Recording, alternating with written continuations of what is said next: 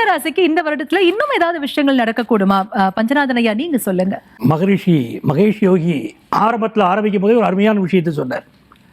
2030 வரைக்குமே இந்த உலகத்தில் பல பிரச்சனைகள் இருக்கு அப்படின்னு சொல்லிட்டு இருந்தார். கிட்டத்தட்ட 30-31 வரைக்கும் உலகத்தில் பல பிரச்சனைகள் தான். அதாவது மீனராசிக்காரர்கள் தனக்கு தான் பெரிய பிரச்சனை நினைச்சது கவலைப்பட வேண்டாம்.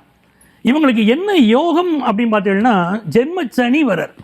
அப்போ இந்த ஜென்ம சனி வரும்போது ஒரு பயம் கூடவே வருது. ஏற்கனவே 7.5 சனி ஆரம்பித்து மீனராசிக்காரங்களை படாத பாடுபடுத்திக்கிட்டு இருக்கு. இவங்களுக்கு வேலை மாற்றம், என்ன தொழில் செய்துக்கிட்டு இருந்தாங்களோ அந்த தொழிலில் சில விஷயத்தை விட வேண்டிய ஒரு சூழ்நிலை. அப்படி சில பேருக்கு வந்து இடமாற்றம், விரும்பத்தகாத இடமாற்றம், இதெல்லாம் ஆல்ரெடி நடந்துட்டு இருக்கு.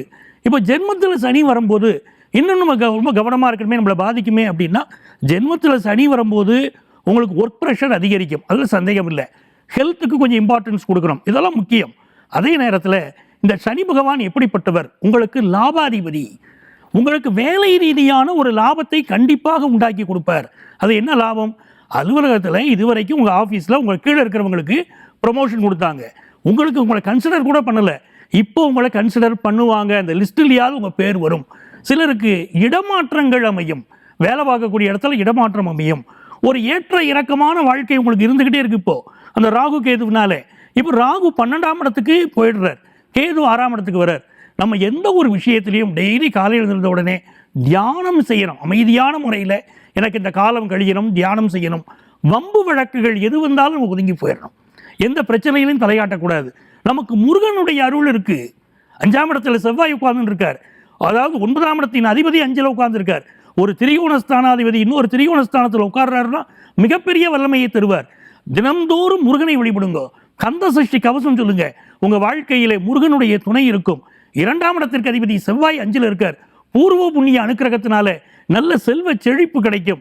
அதை போல பெண்கள் இந்த ஆண்டு வந்து மிகப்பெரிய ஒரு செல்வ வரத்தை, பலத்தை நீங்கள் அடைய போறீங்க. நீண்ட நாட்களாக இருந்த கடன்கள் அடைபடக்கூடிய யோகம் அந்த மீனராசிக்காரங்களுக்கு இருக்கு.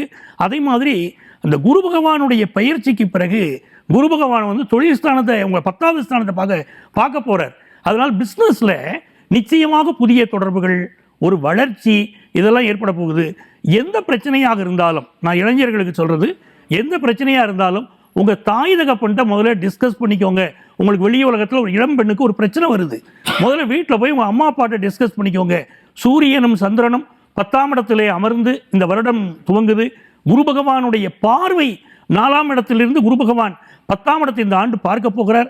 அதனால் எந்த ஒரு விஷயமாக இருந்தாலும் உங்கள் இல்லத்தில் இருக்கக்கூடியவர்கள், குடும்பத்து பெரியவர்கள், அவங்கள்ட்ட உங்கள் பிரச்சனையை சொன்னீங்கன்னா அவர்கள் உங்களுக்கு அனுகூலமாக இருப்பாங்க. அதாவது மீனராசிக்காரர்கள் வரக்கூடிய பிரச்சனைகளிலிருந்து தப்பித்துக் கொள்ள முடியும். அதனால் வேலை மாறுதல் கிடைக்குது, நல்ல செல்வ வளம் கிடைக்க போகுது, கடன் தொல்லைகள் தீரும், சட்ட பிரச்சனைகளிலிருந்து நீங்கள் ஒதுங்கிக் கொள்வது, சமாதானத்திற்கு போவது உங்களுக்கு நல்லது அப்படின்னு இந்த ஆண்டு வந்து பல நன்மைகளை உங்களுக்கு கொண்டு வந்து கொடுக்கும்.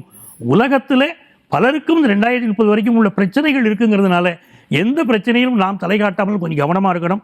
நிகழ்ச்சியுடைய தொடக்கத்திலே உங்களுக்கு நான் சொல்லியிருந்தேன், மார்ச் மாத கடைசியிலிருந்து மே மாதம் வரை கொஞ்சம் கவனமாக இருக்க வேண்டும் இந்த காலகட்டத்தில் நம்ம சொல்லியிருந்தோம்.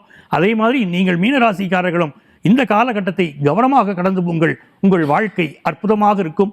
இந்த ஆண்டு நீங்கள் வழிபட வேண்டிய தெய்வம் பரமக்குடி அருகிலே இருக்கக்கூடிய நயினார் கோவில் நாகநாத சுவாமியை வழிபடணும், அது பெரிய வெற்றியை கொடுக்கும் உங்களுக்கு.